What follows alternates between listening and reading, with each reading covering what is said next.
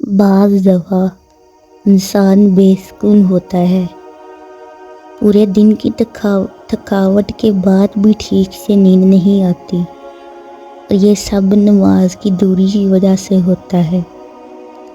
زندگی صرف گزر جانا نہیں، بلکہ ان راستوں پر چلنے کا اور سمجھنے کا بھی نام ہے جو اللہ نے قرآن پاک میں ہمارے لیے ہدایت اور رہنمائی کے لیے نازل کیا، تاکہ ہم صحیح اور غلط میں تمیز کر سکیں اور سیدھے راستے پر چل سکیں۔ سورۃ العنکبوت آیت 45 میں ہے، آپ وہ کتاب پڑھیں جو آپ کے پاس وحی کی گئی ہے اور نماز قائم کریں، یقیناً نماز بے حیائی اور برائی سے روکتی ہے۔ نماز اللہ سے تعلق کا ذریعہ ہے کے پاس ہم نے واپس لوٹ کر جانا ہے۔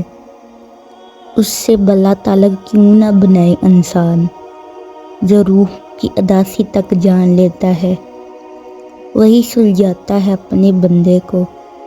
بے شک جب تعلق گہرا ہو جاتا ہے، پھر انسان کو نماز پڑھے بغیر اللہ سے باتیں کیے بغیر چین نہیں آتا۔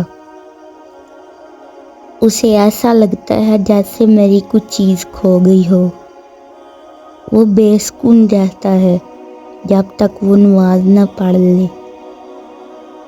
اس لیے اللہ تعالیٰ انسان کو اپنے ساتھ جوڑ دیتا ہے تاکہ اس کی روح خوش رہے۔